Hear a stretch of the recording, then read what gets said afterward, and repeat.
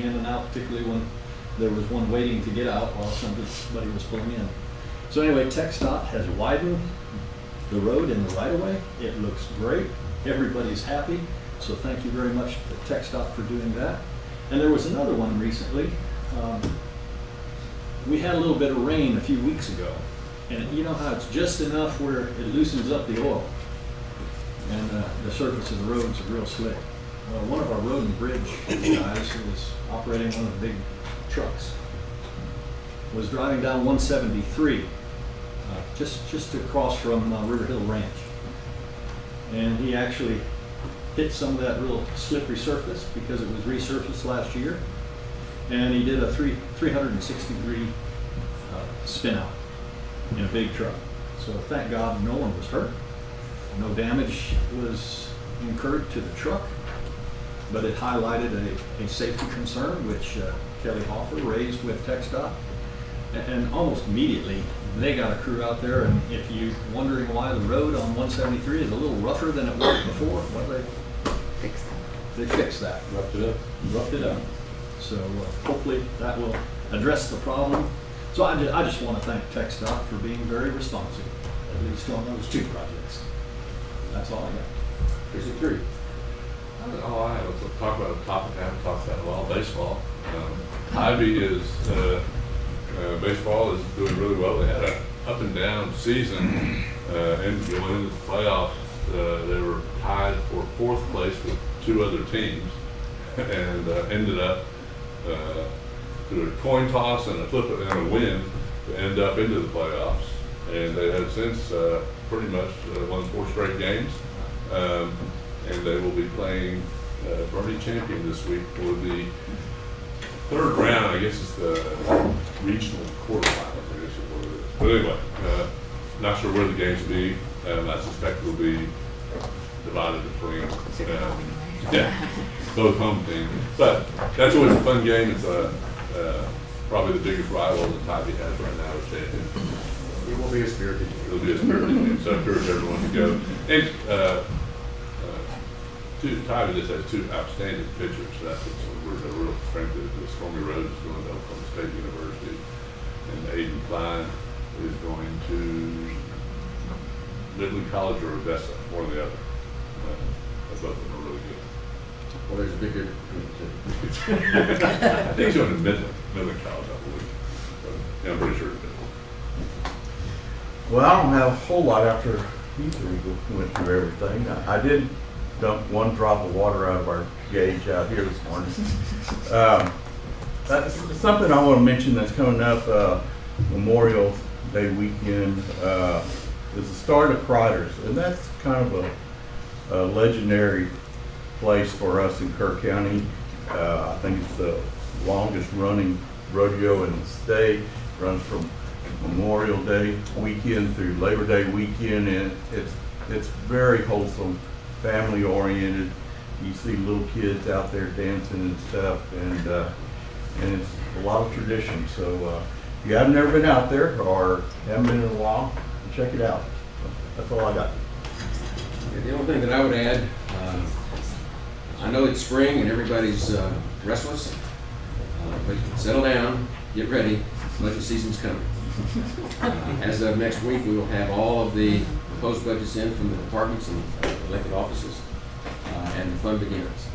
And just to remind everybody, we're going to have a series of workshops, and when we have our workshops, we do not take public input. They are workshops for those of us that are trying to hammer out that part of the budget. However, they will be on YouTube, so they can be viewed. We will have at least probably 5 or 6 opportunities for public input that will be on the agenda over the course of the budget process, which will culminate on August 22nd. So put that on your calendar. We've got between now and August 22nd to figure out the budget. So with that, is there anything else? Then let's move on to the consideration agenda. Item 1.1, consider, discuss, and take appropriate action to approve a proclamation declaring May as Mental Health Awareness Month. You would go to the podium, please? And for those of you, this is not Todd Citric. No. Please identify yourself. Hi, my name is Joan Cortez. I serve as the Director of Crisis Services for Hill Country MHDD. I'm Peggy Lewis. I'm the Director of the Crisis Stabilization Unit with Hill Country MHDD. And I'm Nicole Cox. I'm the clinic director here at the Kerr Clinic. Okay, and I work closely with all of these ladies as the mental health judge for the 19 counties in our catchment area. And y'all are here to request that May be declared as Mental Health Month. I've talked to some, we discussed it at the board. Yes, sir. And with that, I will move that May be declared Mental Health Month. Mental Health Awareness. Also, Got a motion and a second. Any discussion? Those in favor say aye. Aye. Opposed? Unanimous. Thank you, ladies. Thank you. Thank you. Huge problem. Huge problem. Yes. National. This Oh. is no problem. You have no idea. Absolutely Probably right. no idea. Moving on to item 1.2, which is consider, discuss, and take appropriate action to approve the proclamation recognizing June as Elder Abuse Awareness Month. Come on. No one's gonna get up? Okay. Then, I will make a motion that June be declared as Elder Abuse Awareness Month. I'll second that motion. Got a motion and a second. Any discussion? Those in favor say aye. Aye. Opposed? Unanimous. Moving on, item 1.3, consider, discuss, and take appropriate action to approve a proclamation recognizing May as Community Action Month in recognition of all Kerr County Community Action Partnerships. Ms. O'Neill. Good morning. I just have a little bit, my name is Victor Miller. I am with the Community Council of South Central Texas. And I just want to give a brief comments about what programs that Community Council provides here in Kerr County residents. We cover 31 counties in Texas. We have a few services or programs for Kerr County residents. One of them is the Energy Assistance Program, who provides household assistance with water, gas, propane bills. And the tenant-based rental assistance program, this program provides rental subsidy to enhance housing and stability for Kerr County residents. The Veteran Financial Assistance Program, this program offers financial support to eligible veterans, dependents, and surviving spouses during time of crisis. The MHM Grant Program assists with different needs like moving expenses, rental, deposit, and case management services. Those are some programs that we have for Kerr County residents. And I'm here to declare, to ask for the May of the declaration of May as Community Action Month. And thank you for your support. Very good. And I will move that May be declared, we proclaim May as the Community Action Month in Kerr County for the Community Action Partnerships. Second. Got a motion and a second. Any discussion? Those in favor say aye. Aye. Against? Unanimous. Thank you. Moving on to item 1.4. Consider, discuss, and take appropriate action to approve a proclamation recognizing April 28th through May 5, 2024 as Texas Soil and Water Stewardship Week. I don't see Missy here. I don't either. But I'll move. You gonna move? Sure. Make a motion. Okay.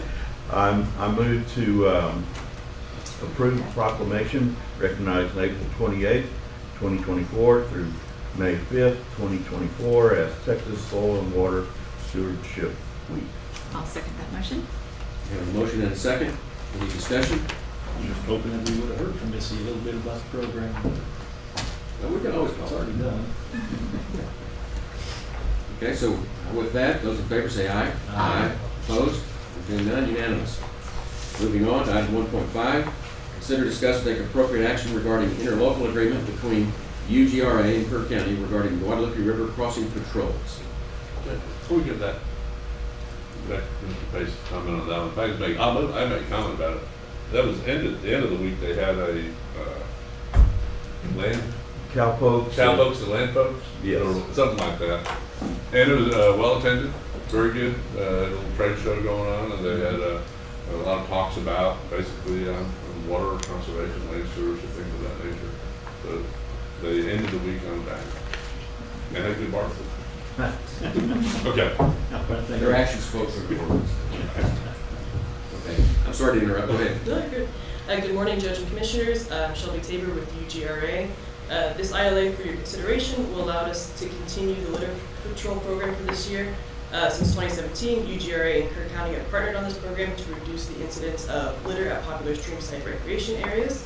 The changes to the program would include the addition of monitoring at Centerpoint Lions Park, in addition to the 3 sites we've already been patrolling since the beginning of the program, which are Hunt Crossing, Ingram Dam, and Brinks Crossing.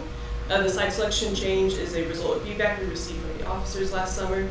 We're also increasing the hourly wage that UGRA will pay directly to the peace officers. And during past years, we've coordinated with Reagan Gibbons on this to schedule the officers for patrol, and we'd like to do that again for this year. So thank you for consideration. It's been a good program. I'm going to approve. Thanks. Got a motion and a second to approve the interlocal agreement with UGRA on the Guadalupe River crossing patrols. It is because some of y'all may not know a whole lot about why this thing happened. It was found or determined that law enforcement people have a far better impact on the public not littering when they're in the unit, as opposed to just an individual walking around and checking. And then to the parts of UGRA pays them to do it outside of the time, and then they get the maintenance car and handles the trash pickup. So they finish. So it's kind of a good partnership. It allows our constables to use county equipment while they're out there doing this that we're not paying for. There's something about a badge. Stole my line. I What worked a about lot our of sheriff's deputies? Do they play any role to kind of reinforce this, or is it just the constables from Just the Reagan's constables. department? Constables. Okay, any other discussion? Those in favor say aye. Aye. Opposed? None? Unanimous.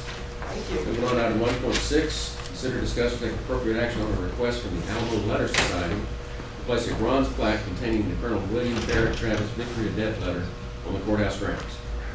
Don Fraser? Let's pass this and put it back on the agenda. Yeah, because this is really cool. Yeah. Cool, but not wild, I think, on our courthouse square. It's 2 foot by 3 foot and weighs It's little. 203 pounds, and somebody paid for it who we don't know. But we can put it in the building, maybe. Yeah. It's pretty cool. End up with- We'll pass on that. It was just Sure. at the Alamo, so. 1.7, consider, discuss, and take appropriate action to accept donations to the Kerr County Animal Services, and $160 for the month of April. Reagan Gibbons. Good morning. Yeah, so this is our April donations for $160. I move for approval. I'll second. I've got a motion and a second. Any discussion? Those in favor say aye. Aye. Opposed? Unanimous. Moving on to 1.8. Consider, discuss, and take appropriate action to approve Kerr County Animal Services policy for trapped wildlife pickup. Mr. Gibbons. Yes, sir, so I actually need to pass on both this and 1.9. I got it on the agenda hoping I was, excuse me, gonna be able to get that done. I couldn't get a final draft done, so hopefully get it all completed for the next court. So we'll put it on the next agenda. Yes, sir. These are things that we want to address. Right. Yeah. It's just been a little more complicated than I. Okay. We understand. Okay, thank you. The next item is 1.10, consider, discuss, and take appropriate action to accept the 2023 Operation Stone Garden Grant Award from the Office of the Governor in the amount of $162,465. Scott Gage. Good morning. Just a couple weeks ago, we came for the resolution for it, so we were presented with the award for $162,465 for Operation Stone Garden for the fiscal year 2023. Just looking for the court's approval to go ahead and accept that award. I move for approval. Second. Got a motion and a second to approve accepting the grant on Operation Stone Garden as presented. Any discussion? Is this the amount we were expecting? Yeah, there wasn't any change. There's the only thing just internally inside the grant, we're just waiting for the governor's office. They have to move around a couple items in the budget. With Stone Garden, it's not as easy as with Operation Lone Star, where we can move stuff around inside the grant. It actually has to come from the governor's office to move it around, so we're just waiting for that. So the money amount's not going to change, it's just going to be some of the budget items will be moved around. So they'll actually delete. There was a couple like mobile radios and stuff that we won't utilize on this. That money's going to be reallocated into a different line item. We're just accepting this grant in that amount. Yes, yes. Is that the maximum amount that we applied for, or did they turn it down? So with this grant with Stone Garden, they call it a campaign. So Valverde County is the primary campaign from it. So whatever counties are all enrolled into that, it's kind of that money is split up amongst those counties. So like last year with Stone Garden, we actually fell under Sutton County for the campaign, and that was our first year with it. So we kind of got like seed money. It was about $44,000 that we used for our overtime. And this one includes that overtime, another license plate reader trailer, some vehicle maintenance costs, and some fuel costs as well as included in this one. So we're slowly going up. Next year we'll move to the campaign actually under Kimball County, where they're actually pulling under that campaign. They'll pull in Gillespie County and Kendall County will be pulled into that, as well as Menard and Kimball County. So that'll be our third year for Stone Garden next year. So we're looking at February, March timeframe as well. And so we'll probably look at a higher award next year. Okay, but just since you mentioned the other counties, to be clear, this full amount, 162,000, is coming to Kerr County. Yes, sir. So, great. We've got a motion and a second. Okay, those in favor say aye. Aye. Opposed? Unanimous, thank you. The good news is, it is not 9:30. We're going to pass on the 9:30 time item and come back to it. It's not 9:35, it's not 10 o'clock. So we'll go all the way over to item 1.19. And I see TAC people sitting here, but when we put it on a timed item, that's where we're stuck. Okay. Item 1.19, consider, discuss, and take appropriate action regarding the MOU, a memorandum of agreement, with the Federal Emergency Management Agency, FEMA, for including integrated public alert warning system in conjunction with the code red system, permit the county judge to sign this. That's not here. I've talked to them. No, okay. What this system is we have our code red system. And this allows the federal government to put their warnings into our code red system, and also our code red systems into their iCall system. And this is something that we routinely do. It renews every 3 years, and this is time to renew it. Move for approval of the question. I'll second 119. We've got a motion and a second. Any discussion? The question I have is that this system does not put out, we seem to be getting a severe weather alert from the governor's office or somewhere all the time, almost every day. We're getting winds and storms and that's not going to go on this system. No, that's Okay. no. This is Okay. Because I mean, it's quite annoying. But I suspect Especially that when it's sunny out. I can't say this is Delete, authoritative, delete. but I think it's more the problem with our code red system, which picks it up. And I don't get it on my phone, it's just, you can get emails. Which, anyway, it just seems to me that it's being used a whole lot more in this emergency stuff than it used to, and it gets to the point that people don't listen to it. Well, I think that's a concern because I have learned to ignore some of these emails. Right.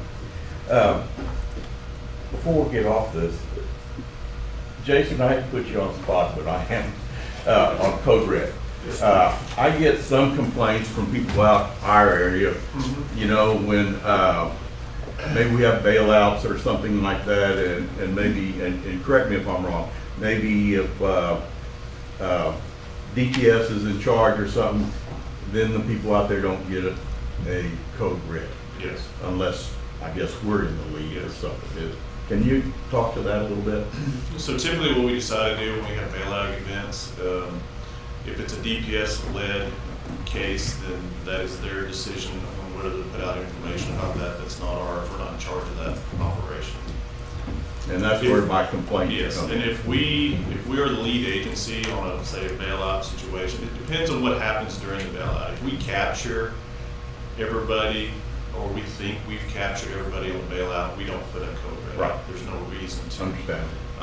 If we get a large bailout and we may or may not have captured everybody, we typically do a code red, but we do it in a geographical area. We don't do it countywide. We try to do it within a 2 to 3 mile radius of wherever the bailout was. Sure. So depending on where the bailout was, there may not be that many residents within that 2 to 3 mile radius. Even though you may live in Mountain Home, or you may live out toward Hunt, or whatever, you may not be in that 2 to 3 mile radius, even though you consider yourself a Mountain Home resident. So when one ranch owner gets a code red and then the other ranch owner does it, sometimes we'll get some complaints that they didn't receive information on it. It's just they weren't in the geographical area that was of our concern. Well, I think the biggest thing that people are having a hard time swallowing is like the DPS takes the lead and then they don't inform anybody through our code red, and that's the biggest. Yeah, well, I mean, that's their department and that's their decision to make on what information they put out. Okay. Thank you. Okay. Do we have a motion and a second on this yet? We do? Okay. Those in favor, say aye. Aye. Opposed? Unanimous. Moving on to item 1.20, consider, discuss, and take appropriate action regarding interlocal cooperation contract and failure to appear program for Texas Department of Public Safety. And this is just a renewal of the same contract that we've been using for years. Move for approval. Second. I have a motion and a second. Any discussion? Those in favor say aye. Aye. Opposed? Motion carries. Item 1.21. I see you back there, Jenny. We're waiting on 9:30. Yes, sir. Okay. Thank you.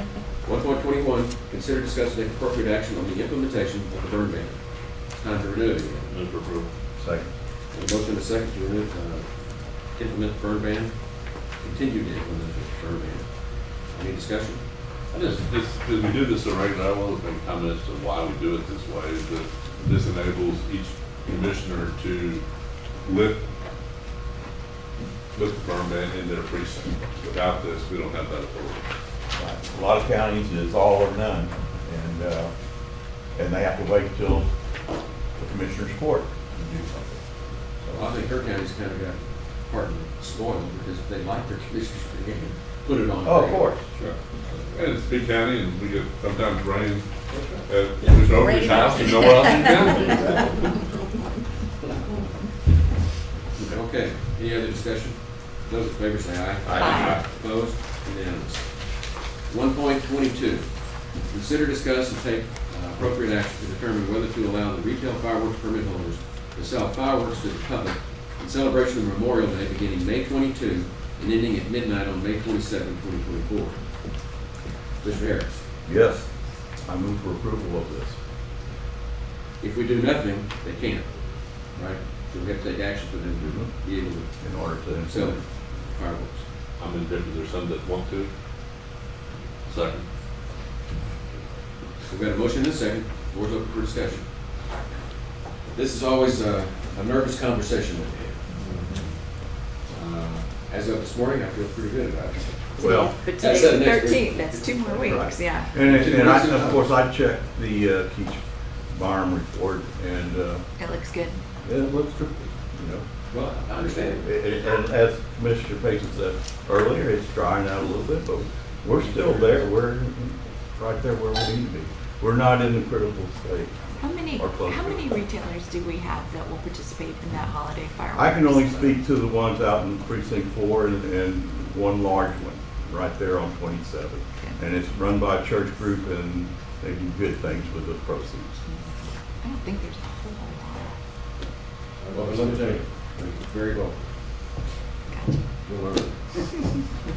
The big concern though is that things can change mighty quickly with the weather and the amount of time it takes to dry things out here in our Of course. semi-arid environment.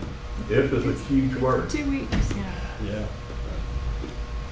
And that's the reason I say this is a healthy, nervous conversation we have every day. Good stuff. I mean, I think that we have two things going right now. We're in severe drought from a groundwater standpoint. We haven't had in several years any substantial rain that helps the aquifer. We've had a lot of little rains that are keeping the surface sort of green, so there's no deep moisture. Good news is that, generally May is our wettest month of the year.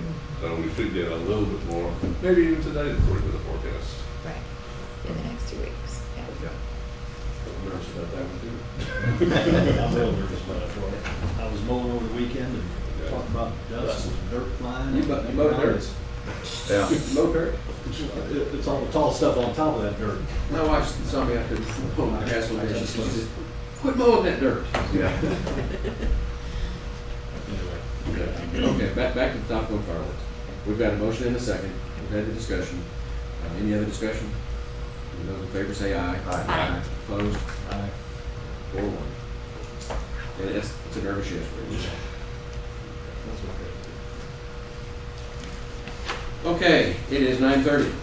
Go back to our timed item, which is 1.11. Consider, discuss, take appropriate action to accept a water donation from Discount Tires in the Memorial Day event. Dennis Sanchez. Good morning.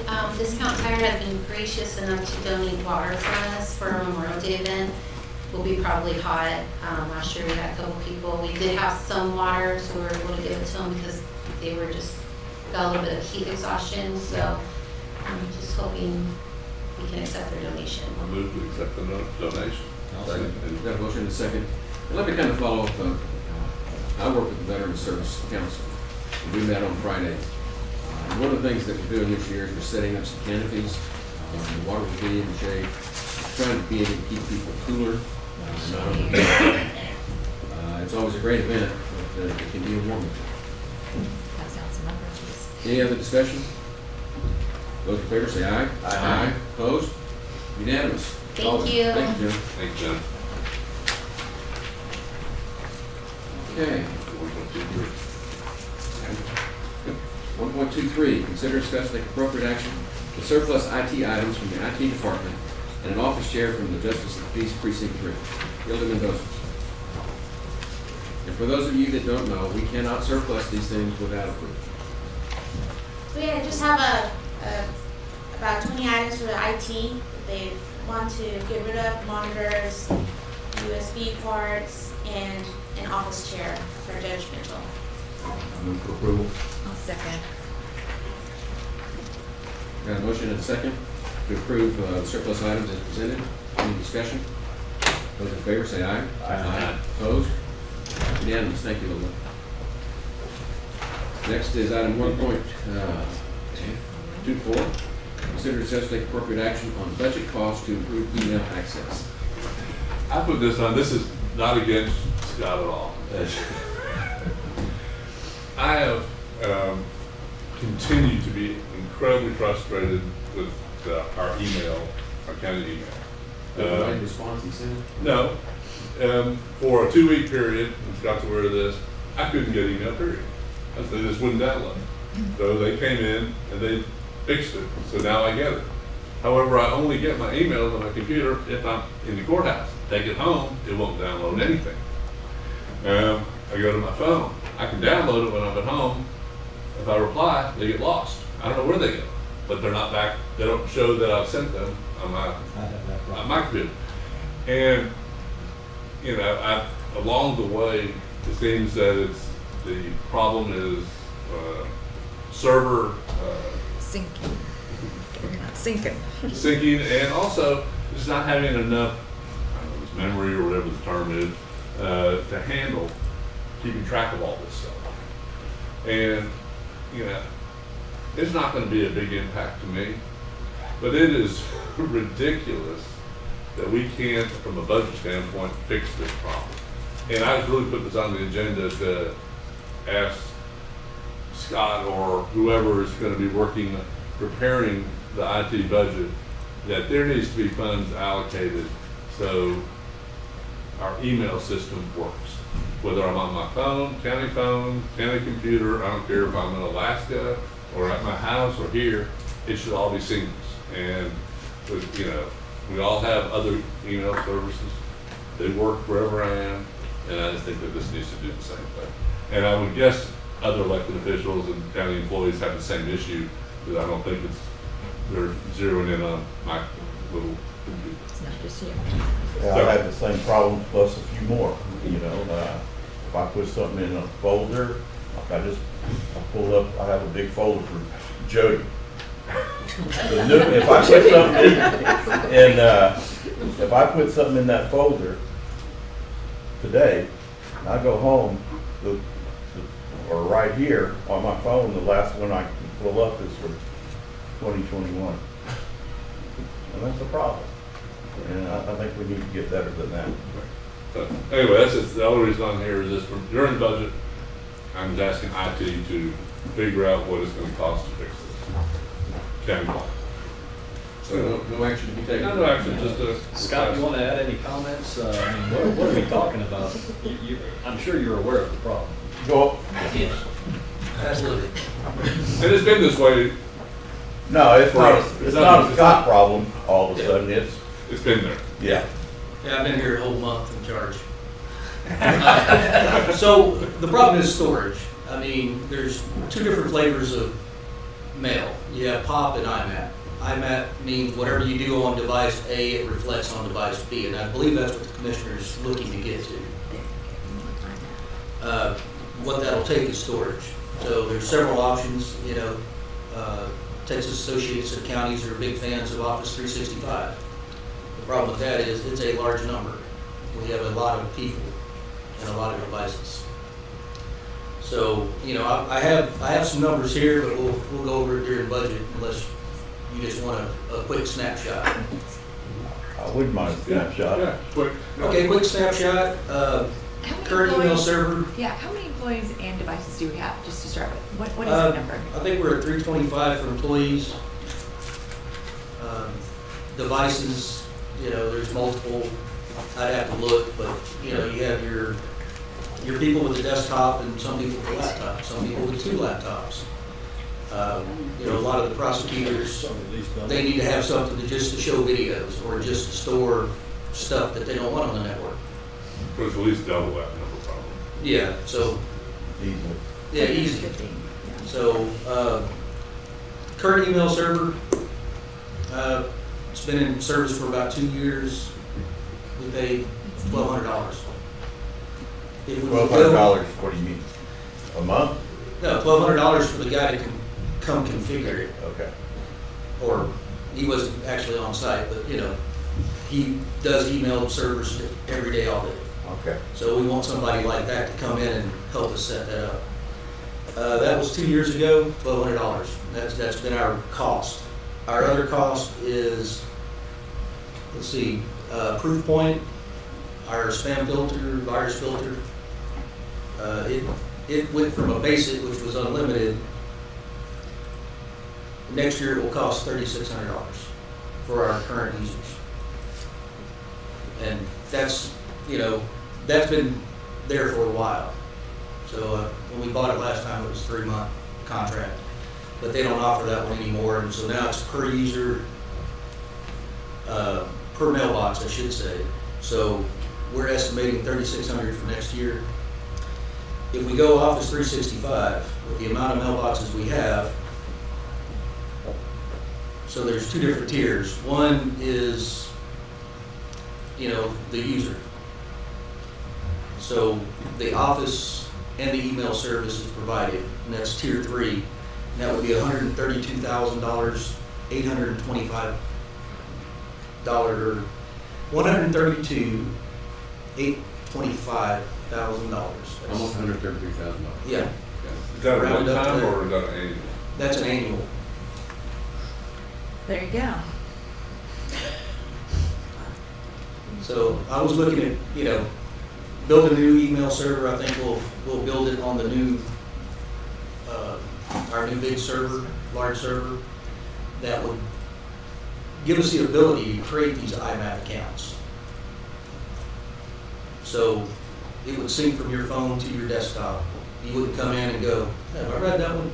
Oh yeah, I read that one on my phone. But you don't know because it doesn't sync. So if we rebuild a new email server on our current hardware, we're looking at probably about $2,000. You know, prices have changed, so we'd have to up that. I think we can afford that. Yeah, I like that solution. But that one. Or if we go to Office 365. Now you also get your Office subscription with that. What's our We have some sort of windows now. I mean, we have, what are we paying right now for whatever? We have an LTSC, which is a long-term service channel subscription. It's a little bit cheaper per prescription, but its life cycle's 5 years. But like, we have Word and Excel and yes, all the stuff that's in Office 365, so what we're paying off, we think something for all that right now, ain't it? yes, that is like $286 per device. $286? Yes. And it's, like I said, life cycle's usually about 5 years. $286. So if we build our own email, like you said, that's Yeah, another I'll bring option, somebody in. is to, but can we build it better than the one we have right now? Absolutely. Okay. So we're paying about $20,000 annually right now for the Windows. What we got now. stuff. Yes. It's $750. Well, not annually. That's that license on that device until that OS or Office runs out. Until it's no longer supported.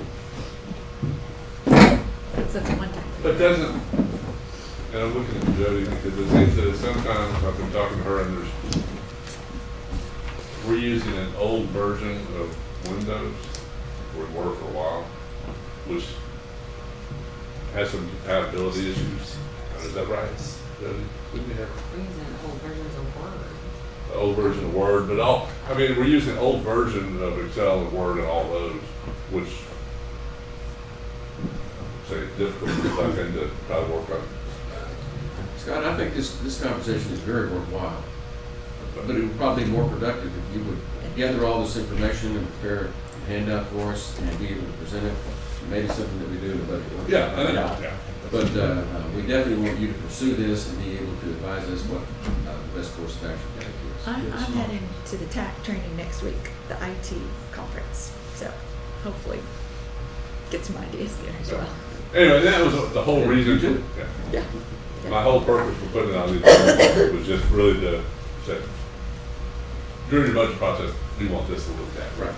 Not that we can afford it, but I think Scott understands that. Yeah. Right. Thanks, Scott. Okay, it's almost, not quite 9:45. So let's take one quick one here. Item 1.25, consider discuss take appropriate action to approve a donation from TAC of a defibrillator and a rowing machine. So as we continue, process within the Sheriff's Department, we are implementing a physical fitness policy, which we've worked on for the last probably a year or so. We ran it together at one time, and also working with TAC on development of this policy. As part of that, TAC has donated a Concept 2 rowing machine, which is what we use for physical fitness testing. And of course, as a precaution, when you do test, you want to make sure you have an AED on standby.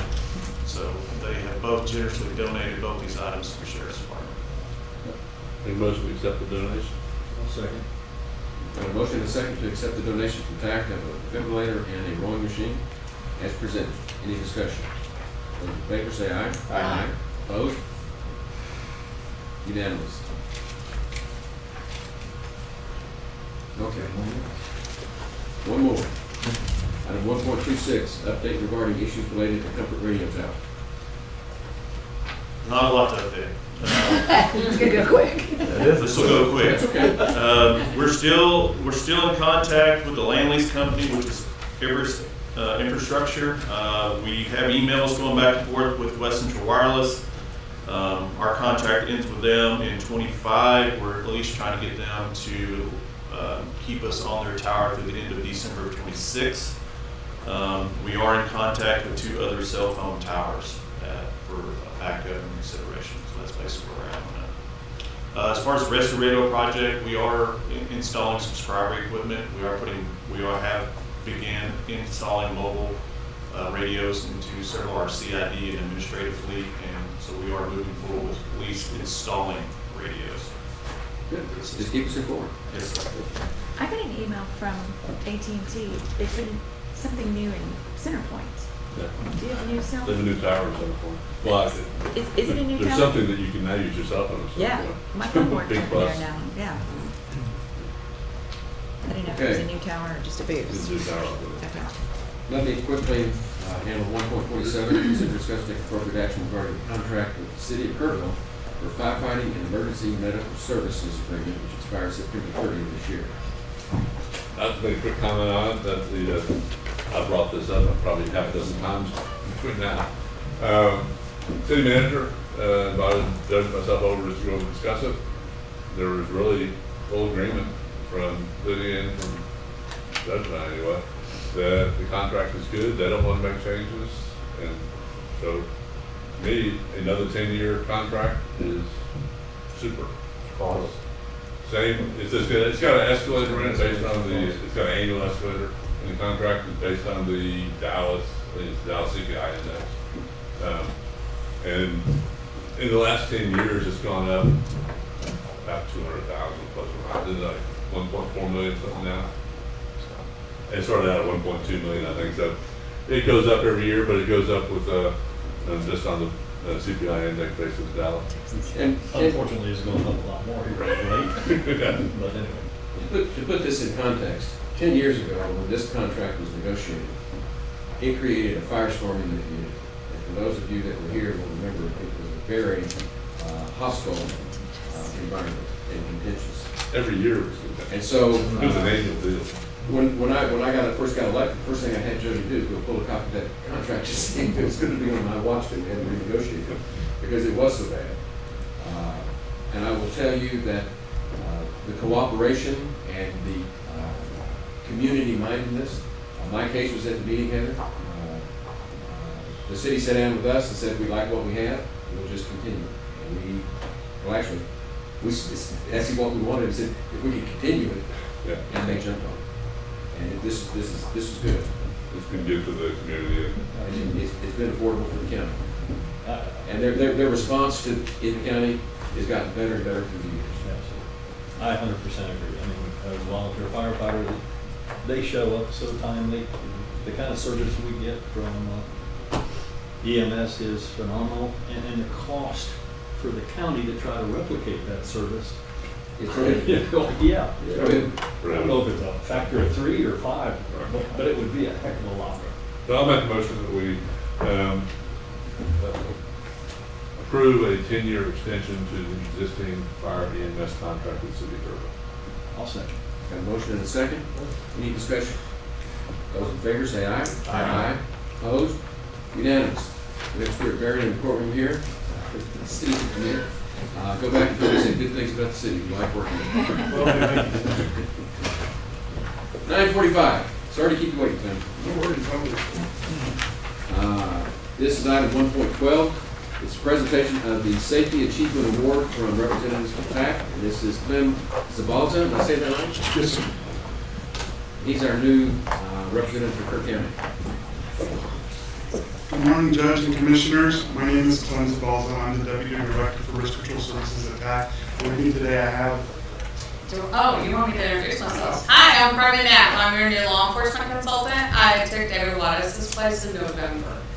And I've already been working with the sheriff and the chief deputy on some policies and so forth. So I look forward to continuing our relationship. this morning we bring good news to Kerr County. Every year, the TAC Risk Management Pool recognizes counties that go above and beyond their safety efforts to keep their employees safe. And this year, I'm very proud to be here today to present one to Kerr County. Out of almost 212 counties that participate in the workers' comp pool, less than 40 actually qualified for this award, and Kerr County is one of them. The requirements for this special award is that the county have a safety plan in place, which the county does. And that includes inspections, that includes safety training, that includes accident investigation, support from the judge and the commissioners to make sure that the program is in place.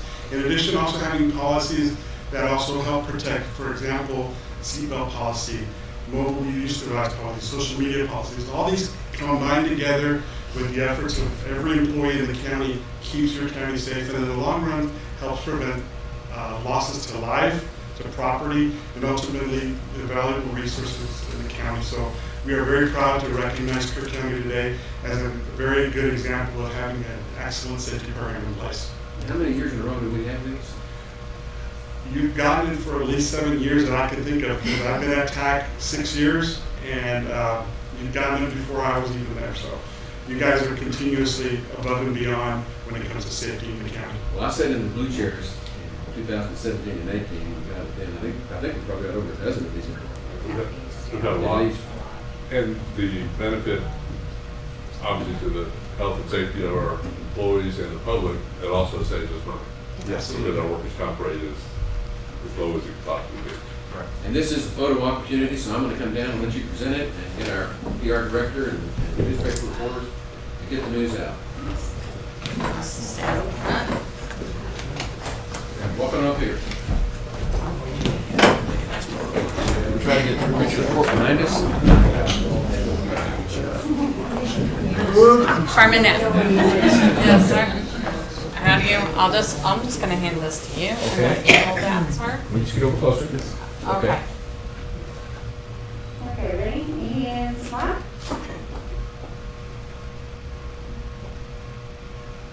Okay. And one more. And smile. Very good. Okay. Thank you. Thank you very much, sir. Judge. Good to see you. Thank you. Thank Nice you. to meet you. Thank you. Thank you. I'll pass that around. Here, I'll reach, All right. I'll reach over and, Nice to meet you. nice to meet you. Nice to meet you. Appreciate it. Appreciate it. Thank you. Congratulations. I'll reach. Oh, I got a long arm. all right. All right. Thanks for coming. That really is an outstanding. I'm sorry. Only 40 counties?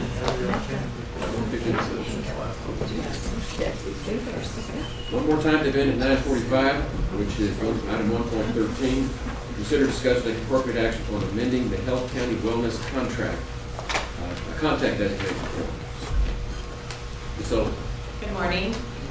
This is a form that we fill out to designate who the Healthy County Wellness Coordinator and sponsors are. Dawn Lance had been a sponsor, and she has asked to be removed from the committee because she just has too much going on upstairs and wants to focus on her office. Other than that, there are no changes. And you're the new one? I've been the coordinator for Okay. several years now. Good. We're just removing her as sponsor, leaving Natalie on as sponsor. Put Natalie on this one. I move for approval. I'll second. Got a motion and a second to approve the Healthy County Wellness Contact Designation Form revision. Any discussion? Those in favor say aye. Aye. Opposed? Unanimous. Thank you. With that, we're going to take a 10-minute break and be back at 10 o'clock with the 10 o'clock time back.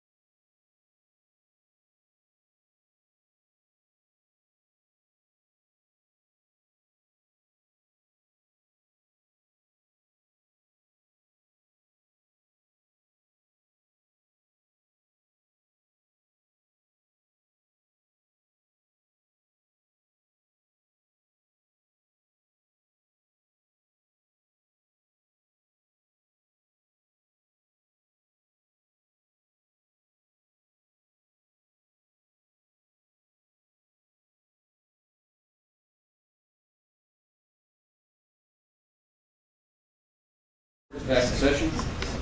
The next item on the agenda is item 1.14, which is a public hearing. I convene, call the meeting to order for a public hearing on the division plat of YO Ranchland, Section 2, tracts 97 to 98. Is there anyone here to speak at this public meeting? Judge, I need to speak on that. This item didn't get published in the newspaper. And so you'll see the very next item is to start the process over again. And that's why we left it on the agenda. Well, 6 weeks ago, we asked you to set this date. Court passed court order to do that, but it did not get published in the newspaper. It was an oversight, and we're going to correct that. Yes, sir. So, there being no one else to appear on the public meeting will be adjourned, and we'll move on to item 1.15, which is consider, discuss, take appropriate action for the court to set a public hearing for 10 a.m. on June the 24th of 2024 for revision of plat for YO Ranchland, Section 2, tracts 97 and 98. Judge, a public hearing for this proposed revision of plat has already been set for today. We note that it didn't get published properly in the newspaper, so here we are again. Just a reminder to everyone, this is a proposal that revises and combines two existing tracts, tract 97, 49.09 acres, and tract 98, 71.16 acres, will be combined into tract 97R, 120.25 acres. Road frontage will be on Camino, YO East, and Dry Pasture Road. The county engineer requests the court set a public hearing for 10 a.m. on June 24th, 2024 for revision of plat for YO Ranchland, Section 2, tracts 97 and 98, Volume 5, pages 357 through 360, Precinct 4. I move for approval. I'll second. We have a motion and a second to approve resetting the public hearing for June 24th. Any discussion? Those in favor say aye. Aye. Opposed? Unanimous. Moving on to item 1.16, consider, discuss, and take appropriate action to set a public hearing for 10 a.m. on June 24, 2024, for a June 24, 2024. I said that right. For a revision of plat for Stacky Ranch, part of Lot 1 and part of Lot 2. Charlie Hastings.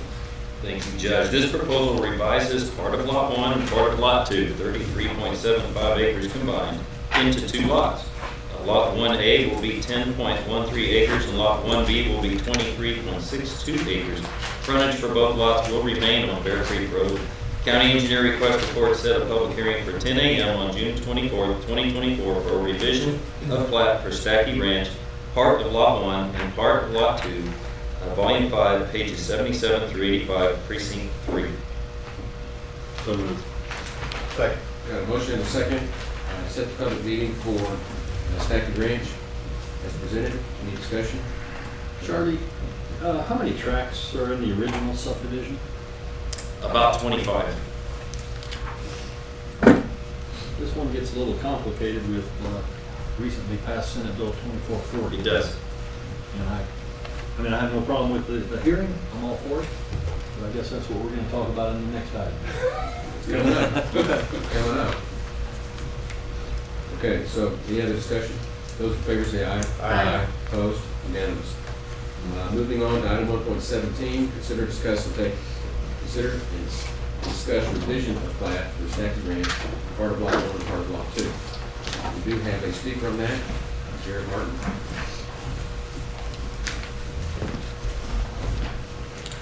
Thank you, Judge, Commissioners. Yeah, just wanted to bring this one up, just what Commissioner Mason was just alluding to, the complications of these types of, I want to say, smaller minor revisions of plats, and how they line up with Chapter 232 rules for water availability. Excuse me, could you speak up a little bit? Yes, sorry, yes.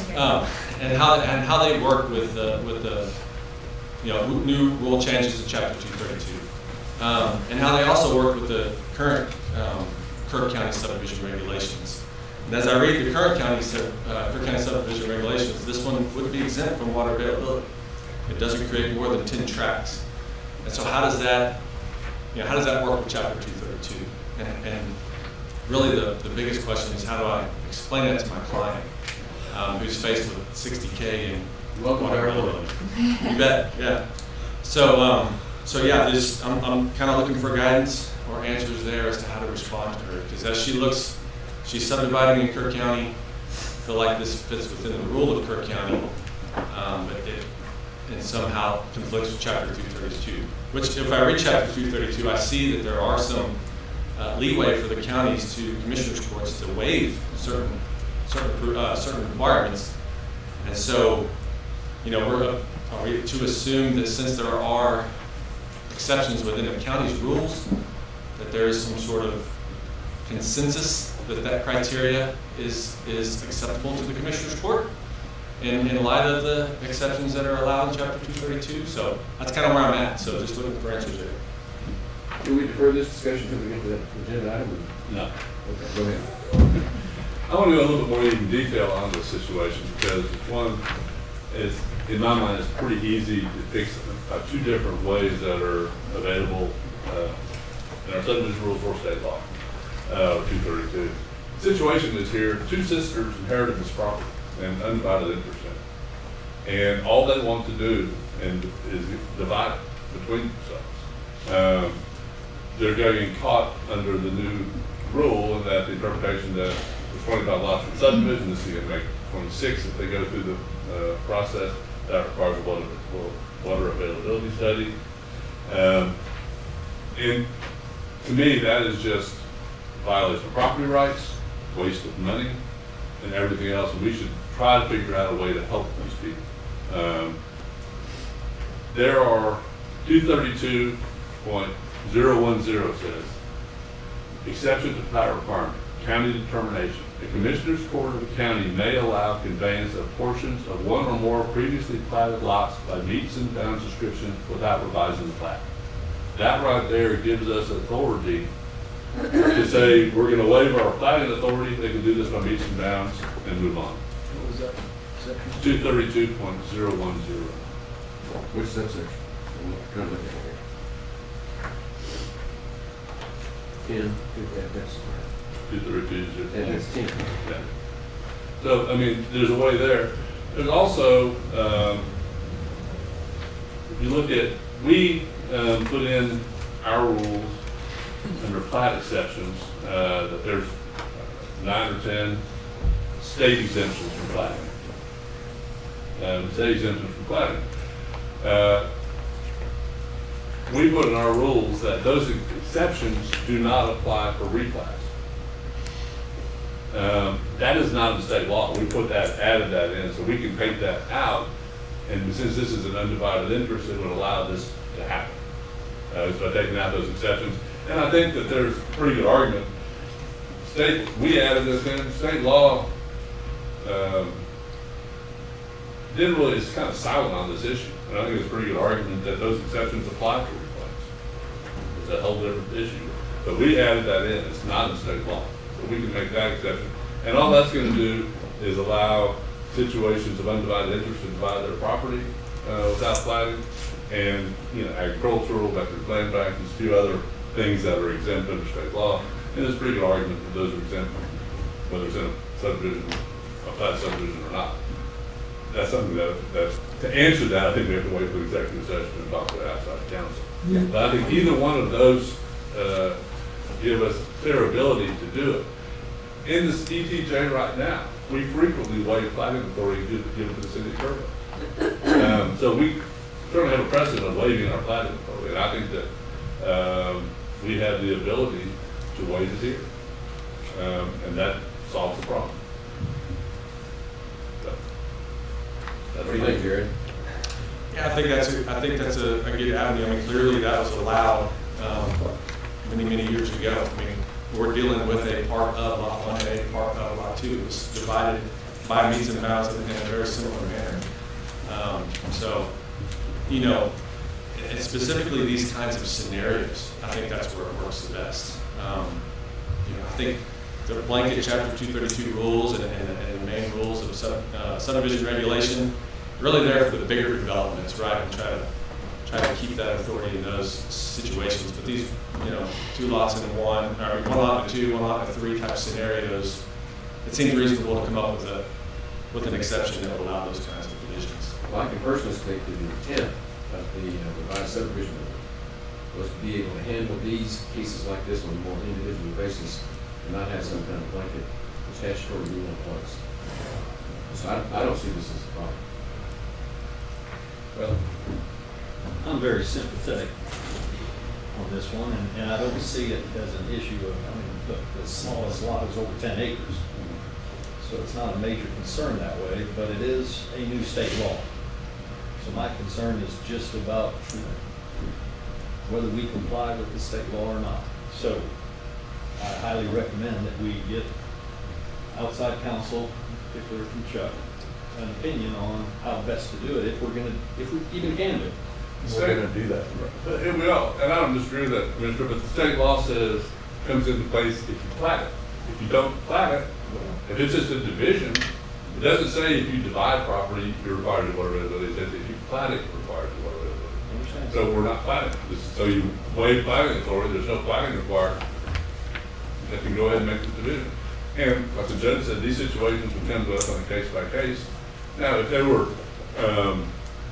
taking the same tract and dividing it into yeah, 5 or 6, or there's a bigger property they were doing 10, then we should have to, I would go along with, no, we don't. We're not going to waive that authority, but we do have the ability to waive it. And this is to me, a classic situation where we should. But, I would make a motion to do it now, but I will defer that motion until after executive session. We're just trying to get him some interest with that. I can be patient. We're not taking any action on this. This is just a discussion. And I think this has been a constructive discussion. I hope it helps. It does. Thank you. Thank you very much. Okay, with that, we'll move on to item 1.18, which is consider, discuss, and take appropriate action. The Commissioners Court to approve the general contract with ACW Construction LLC regarding the installation of guardrail near 761 Wilson Creek Road. Good morning. We have an area near 761 Wilson Creek Road North that needs guardrail. The road surface right at this location, when it's measured, is 16 feet wide. This would widen that road up by 2 feet. The easement is 35 to 40 foot wide at this location. I think at one time, I think the property owner that owns this, owns on both sides of the road, and I think at one time, don't know if they still do, able to get livestock through there to go over to the other pasture on the other side. We didn't really realize how much of a drop-off it was until we were getting Wilson Creek ready, and all of a sudden realized it's a pretty significant drop-off. We worked with engineering on it, to show them what we wanted to propose, and engineering said, that they would be for it. We got a quote from JCW that does our guardrail projects. It would add 100 feet on both sides, so a car doesn't go off in this area and go down that pretty steep embankment. It'll allow us, like I said, to widen the driving surface by about 2 feet. The general contract amount is $40,500. We have $30,000 in line item for guardrail 15-612-560, and we will need to make a budget amendment to take $10,500 from contingencies, which is line item 15-612-599. At this time, I ask the Commissioners Court for their approval of the general contract with JCW Construction LLC in the amount of $40,500, and have the judge sign the same. And I think the one side is in precinct 3, and I'm not sure if the other side of the road is too, but the break is somewhere in there. So it will just make this location a lot safer. The county attorney has reviewed the contract? Yes. Move for approval. Second. Got a motion and a second to approve the guardrail contract with JCW Construction LLC as presented. Any other discussion? Those in favor say aye. Aye. Unanimous. Thank you. Moving on.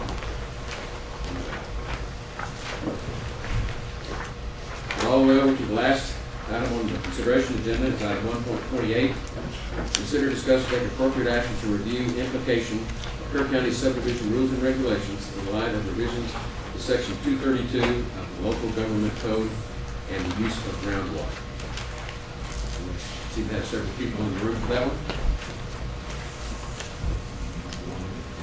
This is there action that we're going to take? Well, this goes into most of this, I think, in executive session. I don't see action, it could be action today. I just think. Before we go into executive session, what are we going to talk about? Well, I think the issue we just talked about is the most glaring example of a problem we have right now with our rules, and I think there are some solutions that, in my opinion, I think we need to put out, we should probably visit with our outside counsel on that. And I think that, we just need to, there's also confusion in my mind between, I see conflicts between, there's just a bunch of weird language. If you look at 230 of the TAC 230, TAC 290, it's just a lot of confusing languages in there. And I think we need some guidance as to what type of study is required. There's language in there about some general, like if it's overall felt by the Commission's Court, there's groundwater, we don't have to do it in a certain situation. I don't know what that means. I mean, I don't know of a well, or very few, if any, wells in the Kerr County that have been drilled that couldn't find water at some depth.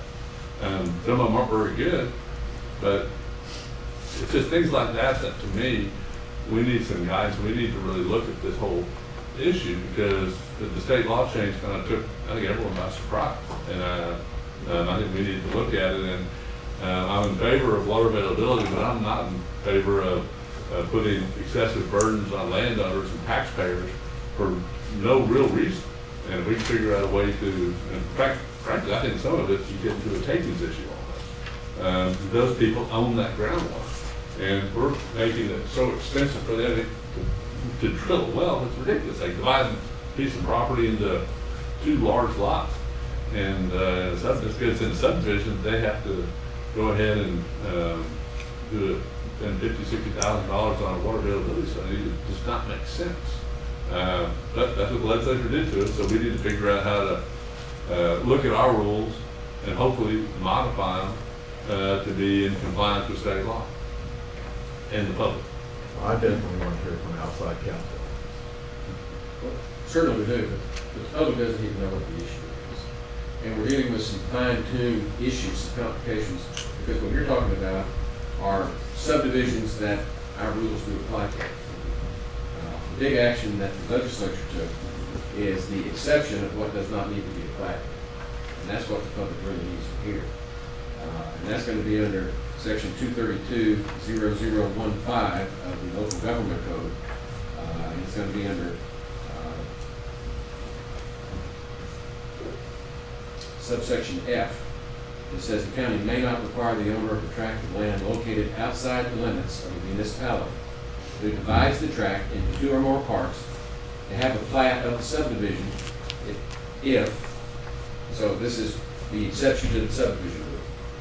All the lots of the subdivision are more than 10 acres in area, and the owner does not lay out part of the tract described by Section 232.001 sub A sub 3. So you got to go back and read that. And what it says is that you have to have, these are the requirements for a plat. The owner of a tract of land located outside the limits of the municipality must have a plat of the subdivision prepared if the owner divides the tract into 2 or more parts to lay out, and it goes through 1, 2, and 3. And item 3 got revised. And what it says was, if it has streets, alleys, squares, parks, or other parts of the tract intended by the owner of the tract, and it used to say, it now says, to be dedicated to public use. So if you do not dedicate the property, the roads, to public use, and it's more than 10 acres, you don't have to plat it. That's a huge change in the law. And what we're talking about is the possibility of subdivisions going up out in the western and eastern parts of the county on collision roads, and no oversight by the county whatsoever. And it is a seismic shift in the law. And it is one that the developers lobby spent their lobby dollars on our legislators, both in the House and in the Senate, and bought off this change. And swept it past the people without us even knowing. And I'm very upset about it. I keep telling people every legislative sessions, the developers get more and more chips on their side of the table. And people are not paying attention to what the lobbyists are doing in Austin, and it is a crime. It is a crime against the people, in my opinion. Well, you're right there, but that's one big seismic shift. The other seismic shift was water availability. They require it on basically any subdivision in the state. And there's a few exceptions to it, but subdivisions require now water availability study, and very few exceptions to it. And that's the one that I was talking about with the people down on Sackey Ranch. But both of these are huge shifts that are going to impact private property in county government. Now, with that said, we are going to go into executive session in a minute, but we have a number of people that are very interested in the water situation in Kerr County that are here in the courtroom and haven't filled out your speaker forms yet, I understand. But if any of you want to address the court, we'll need you to go to the podium and identify yourself so the people at home will know what's being said. But I think we've been pretty clear about what we're upset about. Yeah. I'm Tom Jones, precinct 1. Jonathan already knows what we're looking at. It's Senate Bill 2440, and he's correct. It's going to make it so restrictive, you can't do anything. Is where you're headed with it. And that's what you talked about, Judge, is always, that is a big concern to change that language. But that Senate Bill 2440, that's going to lock it down to where you can't really do any subdividing here without a water availability study, right? And that is very expensive. I'm not sure how you're going to get around it, or work within it to make it work for Kerr County, I guess would be better. Because we do want to make sure that we stay within the confines of state law, but I think it's going to be a difficult task. And so I'm hoping that Mr. Kimbrough has looked at this already, because it's going to take a lot of deep thinking to try to figure out how he can work within 232 to get around that particular Fort County authority. That's all I have. But Jonathan's already very aware of all of it, so he's on top of it. This is a timely topic. Is there anybody else want to share anything publicly before we go to the executive session? Okay. Then we will adjourn into executive session. And hang around and see if you do anything when we come out. Oh yeah, we have to do that. I'm sorry. The approval agenda. We'll do this quickly. 2.1 is budget amendments. We have some. Yes, you have 10 budget amendments in front of you, and they're line item transfers. And these are fiscal year end adjustments. Yes, 9/30 of 2024. Got a motion? I'll second. And a second. To approve the budget amendments as presented. Any discussion? Those in favor say aye. Aye. I was going to just ask a quick question. Some of these bigger adjustments are for the sheriff's office and jail. Most of I guess these that was the overtime holiday payout, or? Some of it was that- the holiday. This was the first year, the sheriff had requested that we delineate between what was from being paid extra for holidays and what was truly what overtime was. And so we knew that we were going to have to shift between those. The holiday pay, I think, has been higher than what any of us kind of anticipated, but that we could use the eclipse, what was left over from the eclipse overtime to cover that. We also took a look, since we're looking at salaries and making it through the end of the year, we took a look at the insurances. And so the group insurance on, I don't remember if it was the jail or the sheriff's office, is 1 second. On the jail was running a little short, and that was because of their being fully staffed. And so it was more based on what last year's was, rather than taking into consideration what the effect would be with how many open positions there were. So that kind of takes care of all of that, and we balanced it basically through going through prisoner meals. We've had a decline in the number of prisoners. We've also, I think we budgeted that somewhere around $6,000 a week, I want to say, for prisoner meals, and it hasn't costed that much this year.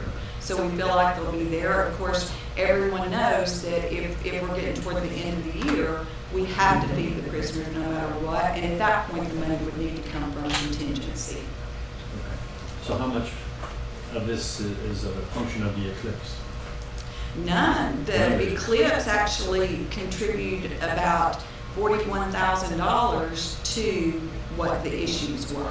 So that's that second line in that budget. So they actually only spent, Okay, so we're yeah, able to use excuse me, those they funds spent as well. 41,000, and so we were able to move about 34,000. Good. And just a question. I've sat in some of these meetings with GrantWorks, that is our administrator for the ARPA funds, and this topic has been widely discussed regarding the salaries and allocations between these types of allocations that we're making here. Is this partly for us to be able to comply with the GrantWorks requirements for allocating these salaries to help satisfy whatever the accounting review may be for the ARPA, use of the ARPA funds? No, ARPA funds are being spent in Fund 30, so the line item adjustments that you're looking for here are all for general fund. And so we are in discussion with GrantWorks. There is concern with GrantWorks is saying if we haven't spent the money through the end of December, that we cannot use it from then on. That's a change than what we were told last year at budget time. We thought we still had until December of 2026 to spend that. So when we first start looking at the ARPA and at the budget for next year, we're kind of looking at how much is left of ARPA, or how much do we project, because we still don't know exactly until the end of the year how much we actually will have. So we'll have to be doing a projection of that. And then also looking at possibly taking the raises that were given last year to both Road and Bridge and the Sheriff's Office and moving those back into general fund. We thought we'd have a couple of years before that happened, but in looking at it now, we're looking at changes, what we might possibly do in order to make it happen. They've got a few ideas on how to make it with interagency agreements between, I guess, Commissioner's Court and the Sheriff's Office. I'm not quite sure who the interagency agreements would be between, or is it simply easier that if we know we've got other items that are needed, such as capital items, so could we not use the money, go out for bid, whatever we needed to do? And so again, just moving it from one place to another, which is exactly what we did last year. But it's just too early to tell. And the point that I'm making is that we're working very closely with GrantWorks to make all of these necessary allocations back and forth during whatever time periods in order to comply with the ARPA requirements. There was a lot of concern early on with ARPA that there might be a clawback. I can assure the public that we are working diligently, night and day almost, with GrantWorks to make these allocations to make sure everything is proper, even if it is funded. Anything else? We already voted to approve the amendments, right? Mm-hmm. Okay. So then we'll move on to pay the bills. There's a move pay the bills. Second. Got a motion to approve, a motion and a second to approve payment of bills as presented, which is $1,182,955.88, correct? Correct. Okay. Any discussion? Those in favor say aye. Aye. Opposed? Unanimous. Next item is late bills. Yes, we have $40 in invoices for late bills. Move to approve. Second. We've got a motion to approve late bills as presented, and a second. Any discussion? Those in favor say aye. Aye. Opposed? Unanimous. Auditor reports. They're not in. Very good. Thank you. Moving on to monthly reports.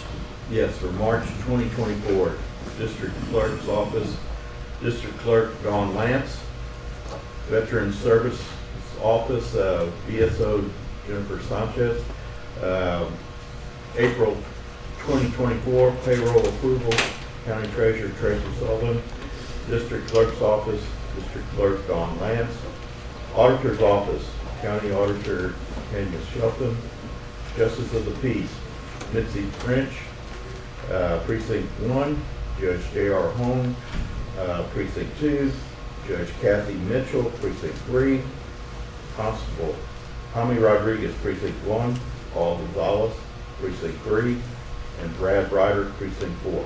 I move for approval. Second. Motion and a second to approve the monthly reports as presented. Any discussion? Those in favor say aye. Aye. Opposed? Unanimous. 2.6, court orders.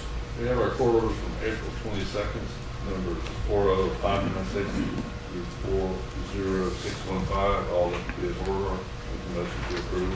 Second. Got a motion and a second to approve the court orders as presented. Any discussion? Yes, ma'am? Do you have the court orders from our special meeting last week too, 5-6? Yeah, they look fine. One was Hall Ranch, the other was we had the chance of the PTOs, and those look good. So, those in favor say aye. Aye. Opposed? Unanimous. Moving on to the information agenda, status reports from department heads. Any status reports? 3.2, status reports from elected officials. And status, item 3.3, status reports from liaison officials. I have one related to the new animal control facility. Kind of where that is, they're going through a final costing of the new facility, to see where we are, exactly what we think will come in. At the same time, they're working on their final plans, final bid documents, and once they have all of that together, we'll be coming to the court probably in early June. They have also provided a list that I've asked Reagan and Shane to work with, or work together on, for things that are not included in the construction part of the contract, such as everything from soap dispensers to paper towel holders to furniture.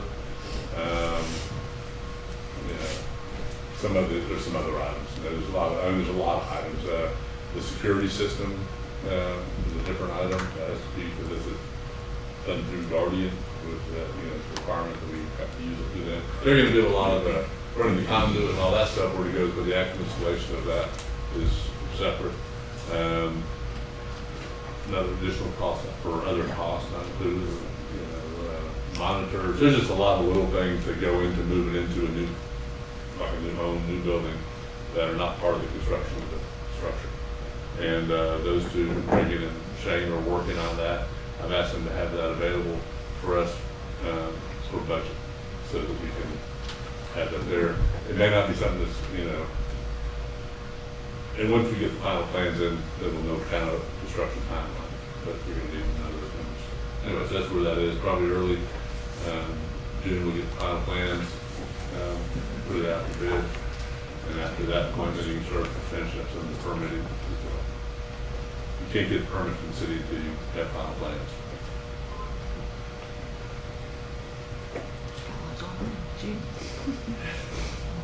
Anything to add?